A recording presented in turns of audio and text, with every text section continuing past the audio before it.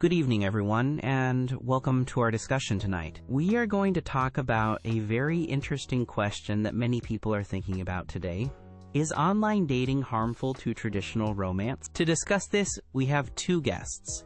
First, we have Sarah, who believes that online dating might have some negative effects on how we find love. And second, we have Ben, who sees online dating as a modern and useful way for people to connect with each other in today's world. Our debate will have opening statements from both Sarah and Ben. Then, they will have a chance to respond to each other's points. After that, I will ask them a question, and finally, they will give their closing statements. So let's begin with Sarah's opening statement. Thank you, Alex. I believe that online dating, while it seems convenient, can actually take away some of the special and important parts of old-style traditional romance. One of my main concerns is how much these apps and websites focus on physical appearance. Many platforms make you decide very quickly, often just by looking at a single photo or a short profile. This isn't how real, deep connections usually start. Love and attraction should be about more than just a quick look at someone's picture. Another point is that we miss out on meeting people in natural and spontaneous ways. Think about the lovely stories of people meeting in a park, at a local coffee shop, or through mutual friends. Online dating often makes these charming and surprising encounters less common in our lives. It feels like we are scheduling romance instead of letting it happen. Furthermore, it's very easy for people to create perfect online versions of themselves. They can choose the best photos, write exciting descriptions, and hide the parts they don't like. This isn't always the true person, and it can lead to disappointment when people meet in real life and find out the online person was not completely real. Finally, I think online dating can sometimes make relationships feel less serious or important. We hear a lot about things like ghosting, where someone just stops talking to you without any explanation. This kind of behavior can be very hurtful, and it makes the search for love feel like a game, not something to be valued. So I believe traditional romance is about building a deep, genuine connection, and online dating often makes this more difficult to find, not easier. Thank you, Sarah, for your thoughts. Now, let's hear Ben's opening statement. Ben, what is your view on this topic? Thank you, Alex. I see things a bit differently. I believe online dating is a helpful and practical tool for modern people, and it doesn't have to hurt traditional romance at all. Firstly, online dating gives people many more choices and opportunities to meet someone. Think about people who are very busy with their jobs, or those who live in small towns where there aren't many new people to meet. Online platforms open up a much wider world. You can connect with individuals you would probably never meet in your everyday life, people who might share your interests or values. Secondly, many online dating sites and apps allow people to be quite clear about what they are looking for. You can often say if you want a serious, long-term relationship, or if you are just looking for friendship or casual dates. This honesty from the beginning can save a lot of time and prevent misunderstandings or hurt feelings later on. It helps people find others who want the same things. Another important benefit is that online dating can be a great help for shy or introverted people. It can be much easier for someone who is not very outgoing to start a conversation online through text messages or emails before they feel ready to meet in person. This can build some comfort and confidence. It allows them to get to know someone a little bit without the pressure of a face-to-face meeting straight away. And finally, I believe that traditional romance can still happen, even if you meet someone online. People continue to meet through friends, at work, or through hobbies. An online meeting can definitely lead to a very traditional, romantic, and loving relationship. The way you meet is just the start. What you build together is what matters. So in my view, online dating is simply a new path to finding connection and love in our modern, busy world. It's a tool that can be used very positively. Thank you, Ben. We've heard two different opening views. Now we move to the rebuttal part of our discussion. Sarah, you have the first chance to respond to Ben's points. Thank you, Alex. Ben made some interesting points, but I still have some concerns. He says that more choice is a good thing, and I understand why he says that. However, I think that having too many choices can actually be a problem. When there are so many profiles to look at, people might always think there is someone better just a click away. This can make it harder for people to commit to one person or to try hard in the relationship they are in. They might give up too easily, thinking the perfect person is still out there. Ben also mentioned that people can be honest online about what they want. While this is true sometimes, it is also very easy for people to hide things or even lie when they are behind a screen. They can create a profile that isn't completely true, or they might not be honest about their intentions. This is not a good start for building trust, which is so important in any relationship. He also talked about online dating helping shy people to start talking. I agree it can help them to begin a conversation, but I worry that it doesn't help them learn how to communicate face-to-face.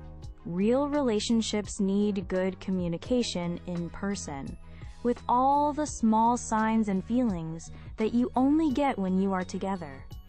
Relying too much on online chat might not develop these important skills.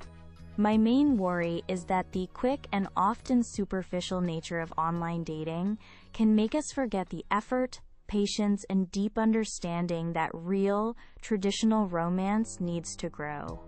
It can make love feel disposable. Thank you, Sarah. Ben, it's now your turn to respond to Sarah's points and her rebuttal. Thank you, Alex, and thank you, Sarah, for your thoughts. Sarah is worried about people judging others only by their looks online.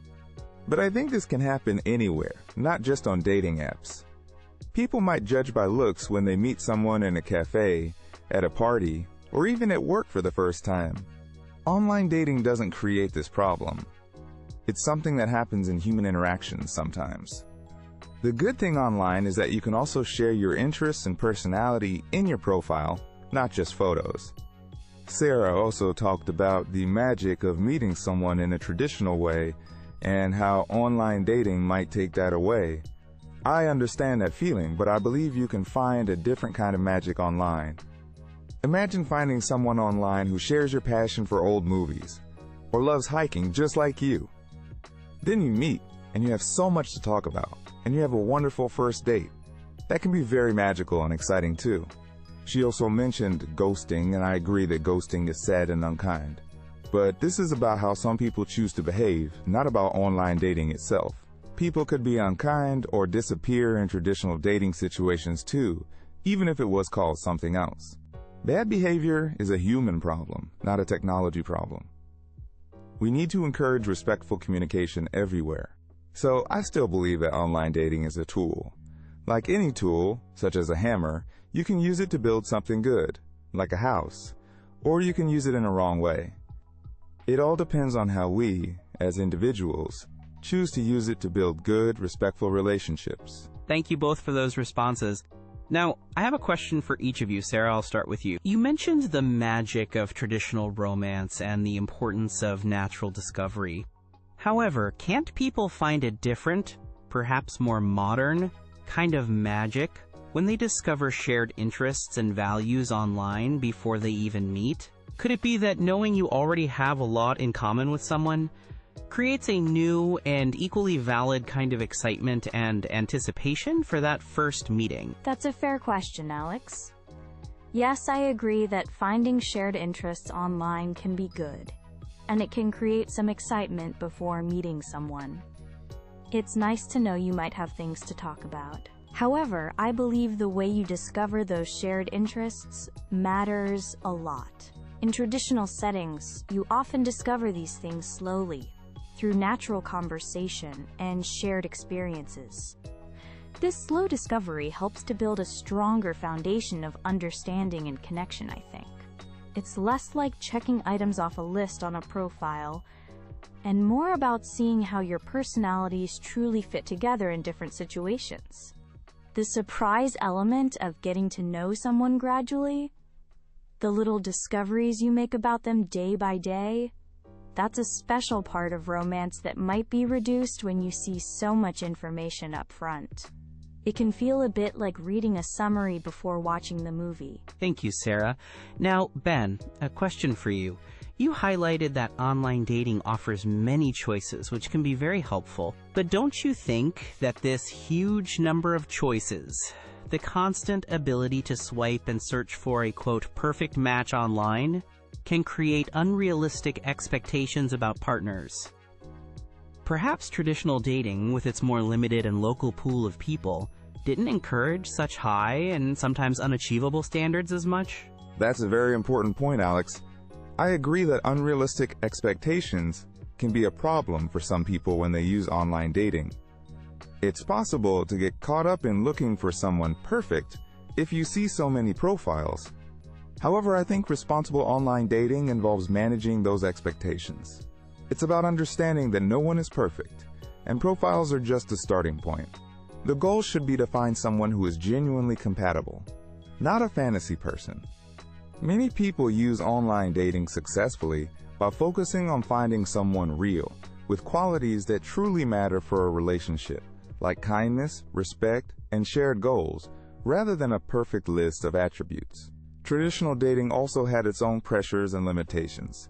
Maybe the pool was smaller, but that didn't always mean it was easier to find a good match. Online dating, used wisely, can help people be more specific about what they need for a happy relationship, rather than just accepting limited local options. Thank you, Ben and Sarah, for answering those questions. We are now moving to the final part of our debate, the closing statements. Each of you will have a short time to summarize your view. Sarah, please begin. In the end, while I understand that online dating offers new ways for people to meet, I remain worried that it is changing how we see relationships and romance for the worse. I hope that as we use these new tools, we can also remember the great value of patience, real-life connection, and the simple, deep beauty of traditional romance that takes time to grow. Thank you, Sarah. And now, Ben, your closing statement, please. Online dating is simply another option that we have in our modern lives to connect with others. It is not inherently good or bad. It's about how we approach it. I firmly believe it can lead to wonderful, meaningful, and even very traditional relationships if people use it thoughtfully and with respect for others. It's about finding connection, however and wherever you find it. Thank you, Sarah, and thank you, Ben, for sharing your interesting and very thoughtful perspectives with us today on this complex topic. It is clear that there are many different views on how online dating affects romance, and both of you have given us strong arguments to consider. We hope this discussion has given our audience a lot to think about. Thank you for joining us. Good night.